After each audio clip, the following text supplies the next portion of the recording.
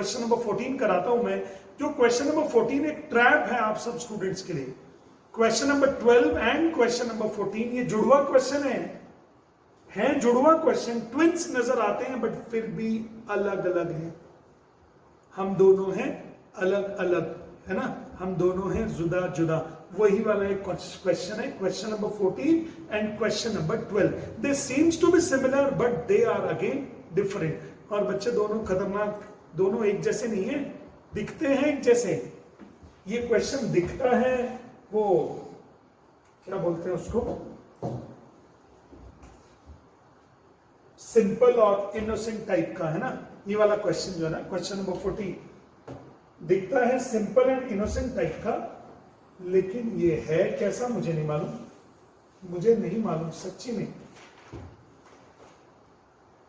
चलिए तो चलो अब आज क्वेश्चन नहीं लिखूंगा, आज सीधा समझाऊंगा कि कैसे करना है इस क्वेश्चन को। Very important question it is and I hope कि आपने कल का ही डायग्राम बनाया हुआ हो, है ना। तो चलिए, आपके सारी चैट्स मैं पढ़ रहा हूं लगातार, लेकिन उनको मैं डिस्कशन नहीं कर सकता हूं, मैं फटाफट टॉपिक्स कराता हूं, है ना स्टूडेंट्स। चलिए तो ये रहा क्वेश्चन नंबर 14। इसमें सबसे पहले गिवन है A B upon P Q is equal to A C upon P R is equal to A D upon P N. और टू प्रूव क्या है students, to prove triangle ABC is similar to triangle PQR, ये to proof है। कोई problem, ये क्या है, to proof. ये लीजिए, इसको थोड़ा सा छोटा कर दिया मैंने ताकि आपको ज्यादा समस्या ना हो।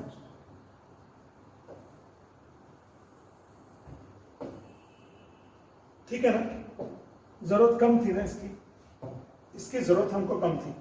चलिए चलो इस क्वेश्चन को हम लोग आगे चलते हैं। अभी लिखे, अभी हमको क्या क्या प्रूव करना है आपको समझ में आता है, और गिवन क्या क्या है आपको ये भी समझ में आता है।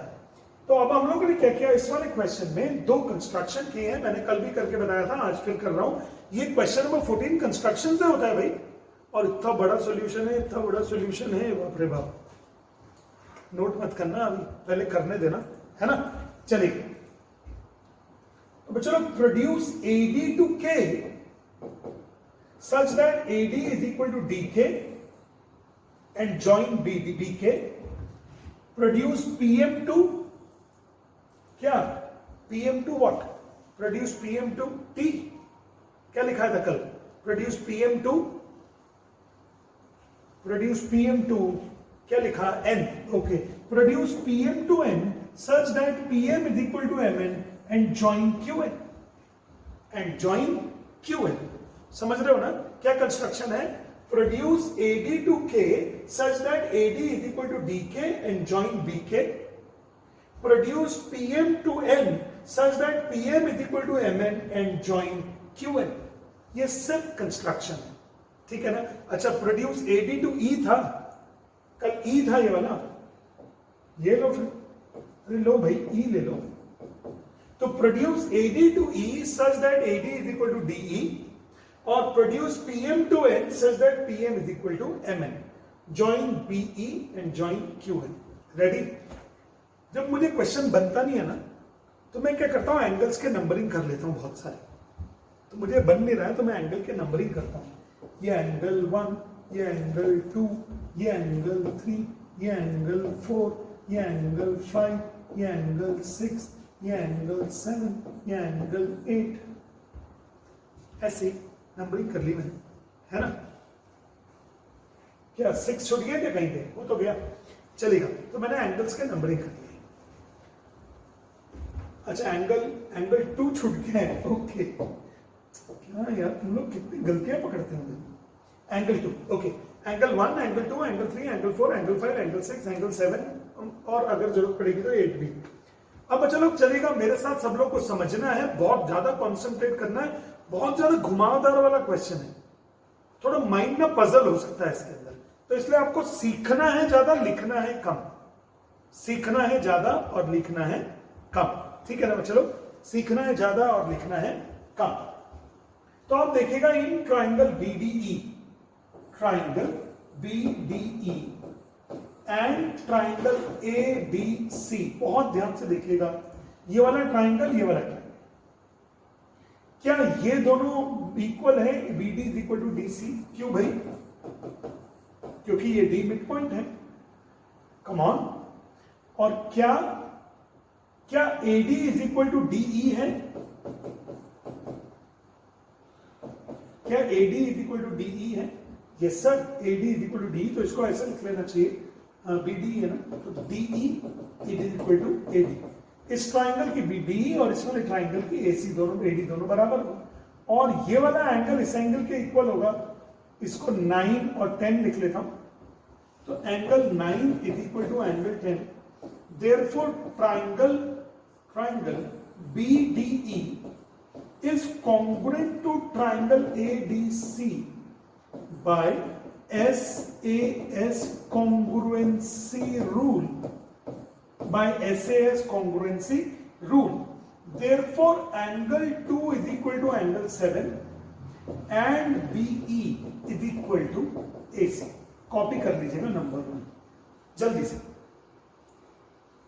प्लीज इसको कॉपी कर लीजिए। इन दोनों ट्राइंगल्स को मैंने कॉन्ग्रुएंट प्रूव कर दिया, और मैंने प्रूव कर दिया कि सर BE की वैल्यू AC होगी और एंगल 2 एंगल 7 के इक्वल भी होगा।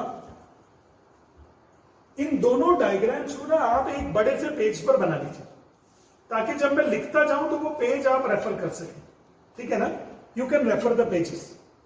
ये हो गया angle 2 is equal to angle 7, BE equal to AC। फिर हम आगे लिखना चाहेंगे similarly angle 4 is equal to angle 5 and QN is equal to APN। QN is equal to PR।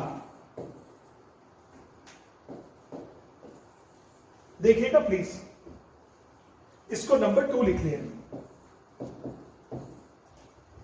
इसी तरह एंगल 4 एंगल 5 के इक्वल हो गया और QN इक्वल टू हो गया है PR। कोई प्रॉब्लम हो तो जरूर पूछिएगा, जरूर। In case of any problem you can ask me. यानी मैंने इस वाले ट्राइंगल को इसके कॉन्ग्रुएंट किया, इस वाले ट्राइंगल को इसके कॉन्ग्रुएंट किया। एंगल 4 इज इक्वल टू 5 हो गया और angle 2 is equal to angle 7 भी हो गया। अब नेक्स्ट आपने कॉपी कर लिया ना, in case required you can take the screenshot. अब आप देखिएगा, क्या आपको दिया हुआ है AB upon PQ is equal to AC upon PR is equal to AD upon PN। ये गिवन है। डायग्राम देख के बताइए, डायग्राम देख AC किसके इक्वल है? डायग्राम देखकर बताओ। AC is equal to what?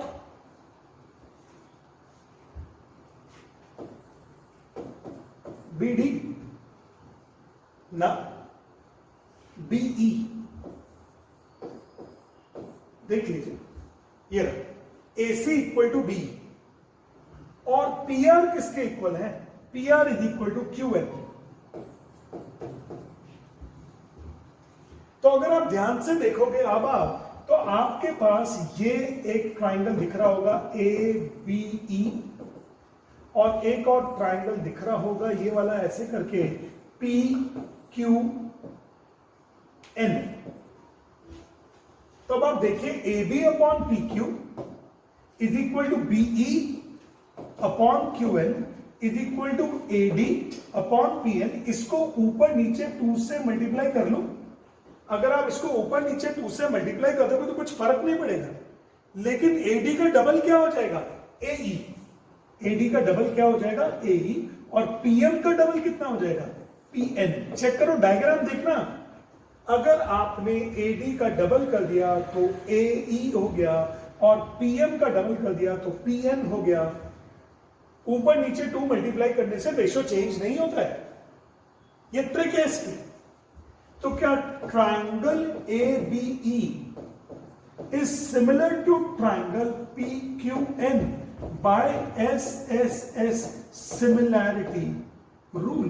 बहुत कम जगह है जहां ऐसे सिमिलैरिटी रूल लगे हैं, बहुत कम जगह। अब अगर ट्राइंगल सिमिलर हैं तो ये मुझे बताओ एंगल 1 और एंगल 3, क्या एंगल 1 और एंगल 3 इक्वल हो गए?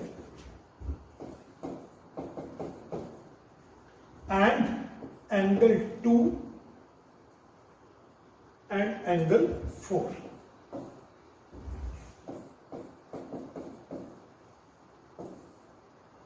क्या लिखेंगे? Similar triangles are equiangular. Similar triangles are equiangular. इसको लिख लेता हूं नंबर 3, फटाफट इसको कॉपी कीजिएगा। तो बस अब हम आंसर पे आने वाले हैं। अब हम लोग आंसर पर आने वाले हैं बहुत जल्दी। अब हम लोग आंसर पे आने वाले हैं, बस 2-4 स्टेप्स और है और answer will be with you. But it is a good question. इसके अंदर नई नई चीजें आप सीख रहे हो कि ऊपर नीचे 2 से मल्टीप्लाई कर देते हैं। फिर इसके अंदर फिर हम लोगों ने सीखा कि इसके अंदर कॉन्ग्रुएंसी भी हम लोगों ने लगा दिया। तो बच्चों लोग अब हम लोग आगे चल रहे हैं। Please, we are about to finish the syllabus, मतलब we are about to finish the question. ये वाला क्वेश्चन हम लोग फिनिश करने जा रहे हैं। अब आप सब लोग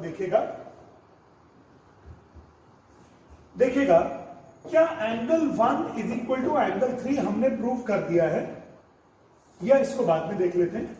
सब लोग देखिएगा क्या एंगल 7 एंगल 2 के इक्वल है? आपके पास डायग्राम है। और एंगल 2 एंगल 4 के इक्वल है, और एंगल 4 एंगल 5 के इक्वल है। तो क्या एंगल 7 इक्वल टू एंगल 5 हो गया? यानी क्या angle 7 is equal to angle 5 हो गया? देखना दोबारा से। क्या एंगल 7 2 के इक्वल था, 2 4 के इक्वल था, 4 5 के इक्वल था, तो एंगल 7 5 के इक्वल हो गया। Come on, angle 7 is equal to angle 5। मैं लिखूंगा angle 7 is equal to angle 5। Number 4 ले लेता हूं। और मुझे मालूम है angle 1 is equal to angle 3। Angle 1 angle 3 के इक्वल था, ये कहीं पे दिया हुआ था ना, angle 1 is equal to angle 3। कहीं मैंने लिखा था, ये रहा, angle 1 is equal to angle 3। Third में अब आप इन दोनों को ऐड कर दीजिए, थर्ड प्लस फोर्थ, तो angle 7 plus angle 1 is equal to angle 5 plus angle 3। तो अब आप जरा चेक कीजिए, 7 प्लस 1 एंगल कितना हो गया? Angle A, angle A B A C लिख देता हूं।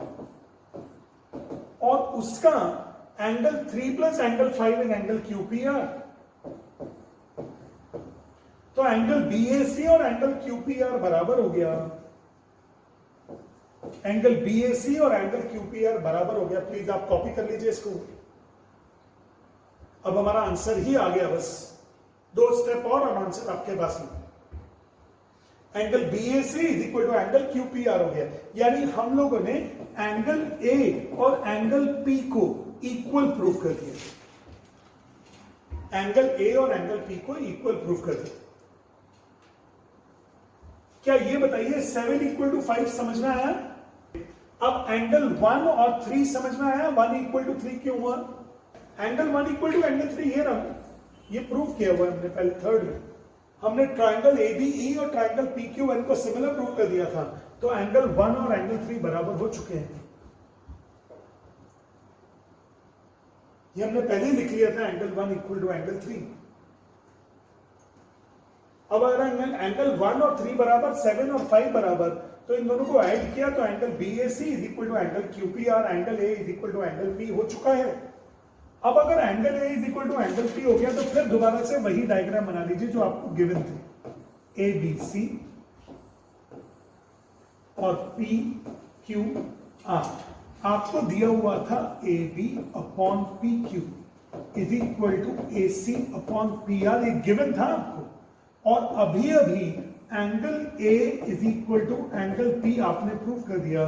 Therefore triangle A B C is similar to triangle PQR by SAS similarity rule, by SAS similarity rule, hence proved, hence proved। 3 slides के screenshots आपने ले लिए होंगे। चलिए students, अब एक बार और इस क्वेश्चन को शुरू से बता देता हूं।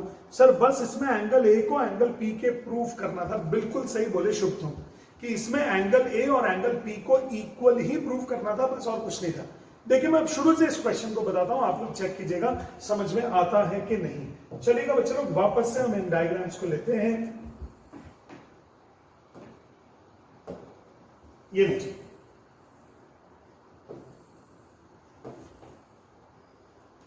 सबसे पहले तो आप इसमें गिवन देख लीजिए, A B upon P Q is equal to A C upon P R is equal to A D upon P. ये गिवन है, प्रूव करना है ट्राइंगल सिमिलर है। तो मैंने ये सोचा कि मैं किसी तरह से ये वाला एंगल और ये वाला एंगल इक्वल प्रूव कर दूंगा। अब लिखना नहीं है, अब लिखने वाला कुछ नहीं, अब सिर्फ समझना है। लिखने वाली चीजें तो सारी पहुंच चुकी हैं आपके पास। अब मैं अगर इन दोनों एंगल्स को इक्वल प्रूव करूंगा तो उसके लिए मैंने थोड़ा कंस्ट्रक्शन किया। तो व्हाट कंस्ट्रक्शन आई डिड, सबसे पहले मैंने इसको आगे बढ़ाया, इसको ई तक आगे बढ़ाया, इसको ज्वाइन कर दिया, और ये एंगल 1, ये एंगल 2, और ये पता नहीं मैंने क्या नाम दिया था, जो भी नाम दिया था इसका देखूं क्या, 7, 8, 10, 7, 8, 10, 9, और फिर इसको भी ऐसे बढ़ाया आगे, इसको n बोला आपने, इसको ज्वाइन कर दिया, और 1, 2, 3, 4, 5, 6, ये ठीक है। अब ये मुझे बताइए, क्या ये वाली साइड इसके इक्वल थी ना, और ये वाली साइड इसके इक्वल, ये वाली साइड इसके इक्वल, ये वाली साइड इसके इक्वल, तो क्या ये दोनों ट्राइंगल्स कॉन्ग्रुएंट हो गए?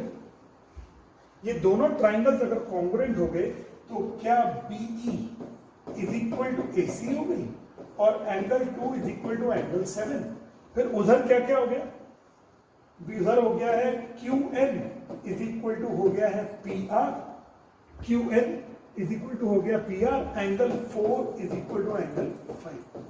ये रिजल्ट्स ऑलरेडी आ चुके हैं। कैसे कैसे आ चुके हैं कि ये एंगल, ये वाला ट्राइंगल इसके कॉन्ग्रुएंट, ये वाला ट्राइंगल इसके कॉन्ग्रुएंट, और ये वाली साइड इसके इक्वल, ये वाली साइड इसके इक्वल, ये एंगल इसके इक्वल, ये वाला एंगल इसके equal.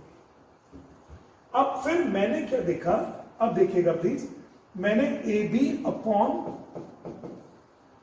PQ is equal to AC upon PR लिखना था। AC की जगह लिख दिया BE, और PR की जगह लिख दिया QN, और AD की जगह लिख दिया डबल ऑफ AD, और PM की जगह लिख दिया डबल ऑफ PM। रेशो में ऊपर नीचे मल्टीप्लाई कर देते तो रेशो चेंज नहीं होता है, रेशो चेंज नहीं होता है। Sir please tell me how D is the mid point. Question पढ़िए, उसमें लिखा हुआ है DAD is the median. Question पढ़िएगा एक बार, उसमें लिखा हुआ है DAD is the median. Question पढ़ के देखिए, उसमें दिया हुआ है AD इज द मीडियन, ठीक है ना। तो चलो अब ये हो जाएगा, इसके बाद में AB upon PQ is equal to BE upon QN। अब जरा AD का डबल तो देखो, AE हो गया ना, और PM का डबल देखो कितना हो गया, PN। तो triangle ABE is similar to triangle PQN by SSS similarity rule। तो क्या angle 2 is equal to angle 4 हो गया, angle 1 is equal to angle 3 हो गया, एंगल 1 3 के इक्वल हो गया, 2 4 के इक्वल हो गया, because similar triangles are equiangular. तो आप समझ लीजिए आप कौन कौन से एंगल इक्वल हो गए। Angle 1 is equal to angle 3 हो चुका है, बस सिर्फ किसकी बारी है, 7 और 5 की, और 7 और 5 भी बराबर हो चुके हैं, आपको पता नहीं लग रहा। देख लो, मैं करके बताता हूं। क्या एंगल 7 2 के इक्वल है? यस सर है। क्या 2 4 के इक्वल है? यस सर है। क्या 4 5 के इक्वल है? यस सर है। तो इसका मतलब क्या 7 इक्वल टू 5 हो गया? तो जब 7 इक्वल टू 5 भी हो गया तो क्या ये पूरा एंगल है एंगल P के इक्वल हो गया? तो अब इन दोनों का रेशो और इन दोनों का रेशो गिवन है, और बीच का एक एक एंगल भी इक्वल हो गया, तो triangle ABC is similar to triangle PQR हो गया। Triangle ABC similar to triangle PQR. इस बार मैंने आपको लिखने के लिए नहीं बोला है, इस बार मैंने आपको समझाया है कि आप इसको ऐसे करिए। अब बताएं मुझे समझ में आया कि नहीं। तो चलो ये था क्वेश्चन नंबर आपके पास में 14। आपने दो क्वेश्चन एक जैसे दिखने वाले करे हैं, एक है 12 एक है 14, देखने में एक जैसे हैं बट फिर भी थोड़ा सा फर्क है। एक में जिस साइड पर मीडियन आता है उसका ही रेशो दिया है और एक साइड में जिस साइड पर मीडियन नहीं होता है उसका रेशो दिया है, दोनों में फर्क है, ठीक है ना। तो आप इन दोनों को अच्छे से तैयार कीजिएगा और काफी अच्छे से तैयार कीजिए, कोई डाउट होगा तो मुझसे पूछिएगा, ठीक है। चलो ओके चलिए, तो स्टूडेंट्स अब मैं करना चाहता हूं question number 15, very easy but फिर भी आने वाला क्वेश्चन है, बहुत इजी बट फिर भी आता है, इट कम्स फ्रीक्वेंटली। चलिए क्वेश्चन एक बार पढ़ लेते हैं प्लीज, एक बार सब लोग क्वेश्चन पढ़ लीजिए अच्छे से। A vertical pole of length 6 metre cast a shadow of 4 metre long and at the same time tower cast a shadow of 28 meter long, find the height of the tower। दो चीजें, एक tower है, tower मतलब tower, और एक है vertical पोल। Tower बड़ा होगा कि वर्टिकल पोल बड़ा होगा? मान लेता हूं टावर बड़ा है, ठीक है ना, टावर बड़ा। तो इधर देखिएगा, टावर और ये है एक वर्टिकल पोल, ठीक है। ये ले लेता हूं PW टावर और ये ले लेता हूं पोल PL, ठीक है। अब चलो एक चीज लिखा है उन्होंने कि एक वर्ड लिखा है एट द सेम टाइम। देखिए eight the same time, eight the same time का मतलब अगर हम यहां से सन को देखेंगे और यहां से भी सन को देखेंगे तो सन की रोशनी तो बहुत ज्यादा निकलती है ना, तो ये दोनों एंगल ऑफ एलिवेशन बराबर होंगे। At the same time the angle of elevation of the sun from the two nearby points are equal. आप उसको लिखिए अपनी कॉपीज में कि एट द सेम टाइम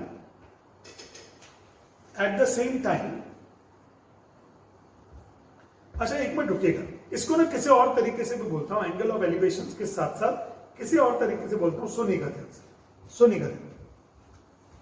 यहां से सनरेज आएंगी, यहां पे अर्थ को मिलेगी, तो चलो इस वाले टावर की ये शेडो है और यहां से सनरेज आएगी, इस वाले पोल को जब ऐसे जाएंगी तो यहां से रेस पास नहीं हो पाएंगे, तो इसकी ये शेडो यहां, बोलो आया समझ में।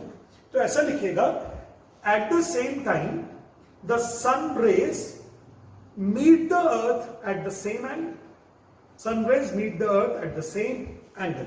ये शेडो के कॉन्सेप्ट है, तो ये एंगल अल्फा है तो ये वाला एंगल भी अल्फा है, ये दोनों एंगल अल्फा है, अल्फा अल्फा, समझ में आ गया। ये भी अल्फा और ये भी अल्फा, और ये दोनों के दोनों 90-90 भी हैं। तो triangle TWR is similar to triangle PLE होगा क्या भाई? जब दो एंगल बराबर होंगे ना तो ए से दोनों ट्राइंगल सिमिलर हो जाएंगे, बताएं please. Both the triangles will be similar by A similarity rule या A corollary। तो अगर ऐसा होगा ट्राइंगल सिमिलर होंगे तो साइड्स का रेशो, तो यानी TW upon PL is equal to WR upon LE। यानी मैं ऐसा भी बोलता हूं the ratio of the length of the tower and the pole is equal to the ratio of their shadows, is equal to the ratio of the length of their shadows।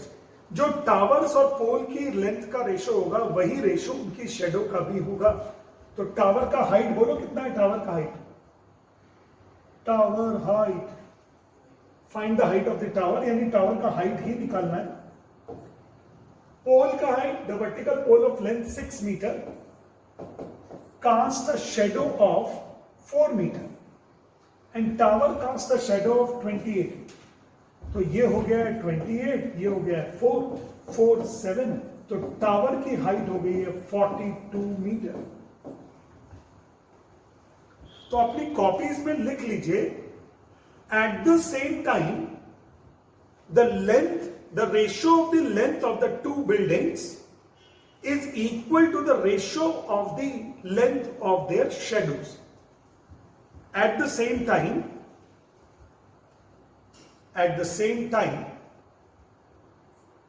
the ratio of the height of two buildings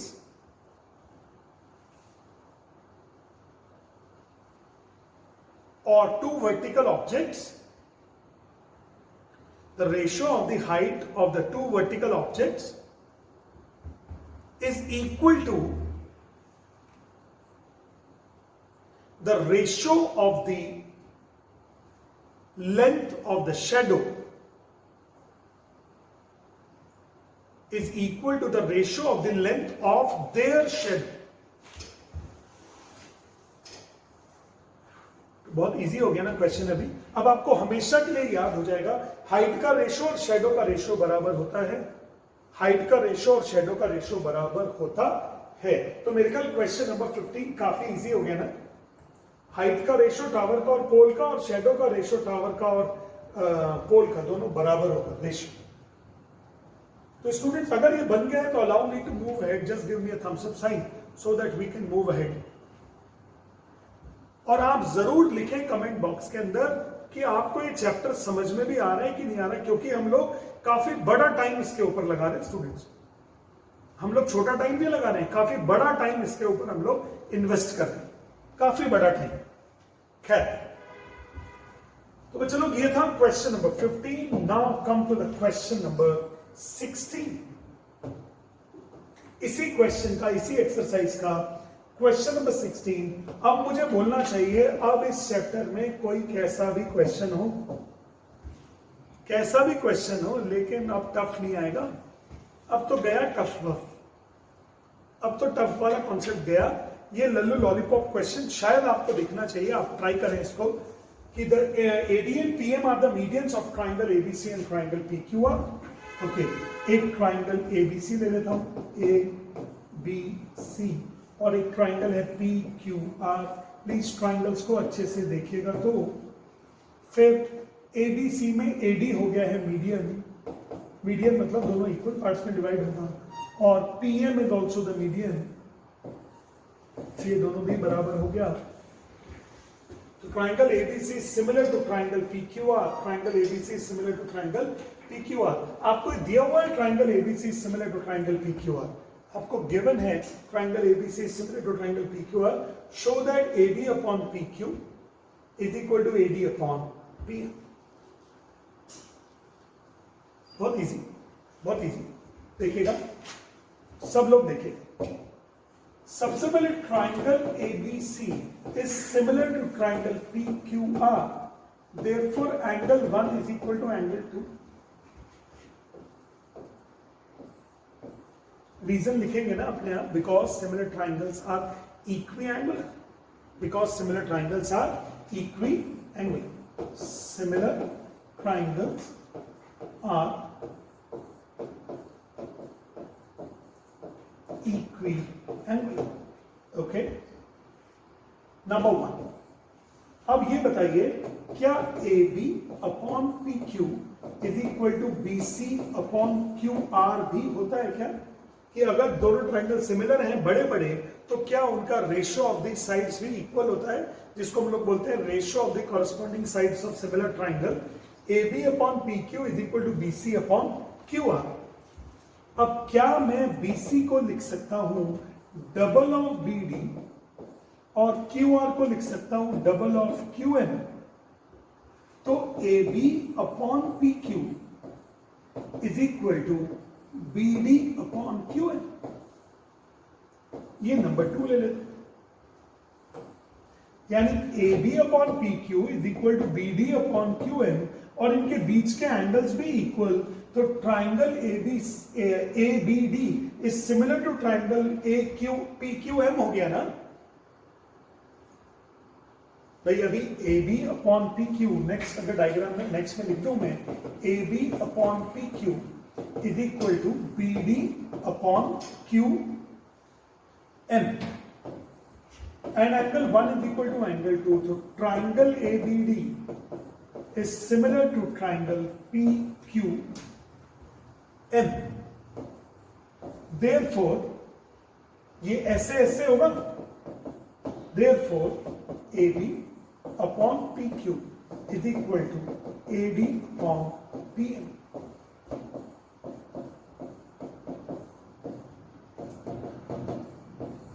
देखिएगा काफी easily prove हो गया, but diagram जरूर मन में रखना पड़ता है आपको। You must keep the diagram in your mind. Diagram को माइंड में जरूर रखिए, तभी बनेगी चीजें। तो ये हो गया क्वेश्चन नंबर 16। एंड अब इस वाले एक्सरसाइज में ज्यादा क्वेश्चंस नहीं बचे हैं। 16 हो गया, 15 हो गया, 14 हो गया, 13 कर लें। B is the point on the side BC of a triangle ABC. एक ट्राइंगल ABC है, ये लीजिए ABC। फिर D is the point on the side BC of a triangle ABC। क्या ये तो नहीं बोला मिड पॉइंट है? पढ़ के देखिए। Is it been given that this D is the midpoint of side BC? No, it has not been given as the midpoint। ठीक है ना, ये midpoint नहीं है। ओके, फिर आपको बोला angle ADC, angle ADC is equal to angle BAC। Okay, यानी एंगल ADC की वैल्यू और एंगल BAC की वैल्यू इक्वल है। तो यार हम एक काम करते हैं, एक बार ट्राइंगल ADC ले लेते हैं। In triangle ADC and triangle ABC। देखिए जरा, एक तो ये छोटा ट्राइंगल ले लो, ये वाला, और एक बड़े वाला ट्राइंगल ले लो और उनको सिमिलर प्रूव करो। कैसे करोगे देखना मेरे साथ। ADC में angle ADC is equal to angle BAC given. फिर छोटे वाले ट्राइंगल में एंगल BCA, बड़े वाले ट्राइंगल में एंगल BCA के बराबर है।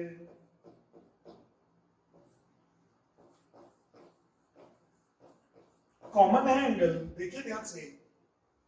Angle C is common to both the triangles, triangle ADC and triangle ABC। मुझे बताना समझ में आ रहा है कि नहीं? बन रहा है ना? तो अगर ऐसा होगा ना, तो triangle ADC is similar to triangle this by A corner. Triangle कौन कौन से होंगे चेक करना पड़ेगा। एंगल ये है एंगल A, तो एंगल B के इक्वल हो जाएगा, ये तो B, और इसका एंगल D A के इक्वल है, और BAC हो जाएगा। लेकिन आप एक्सपर्ट हो ऑलरेडी, आप अपने दिमाग से कीजिएगा, मेरे दिमाग से मत कीजिए। आप you are already expert in this, you must try at your own and don't lose your concentration, don't lose your confidence easily। अब तो गेन करने का टाइम है। अब अगर ट्राइंगल सी वाले कंपोनेंट सिमिलर हो गए ना, तो अब बच्चे लोग हम साइड्स का रेशियो लेने वाले हैं।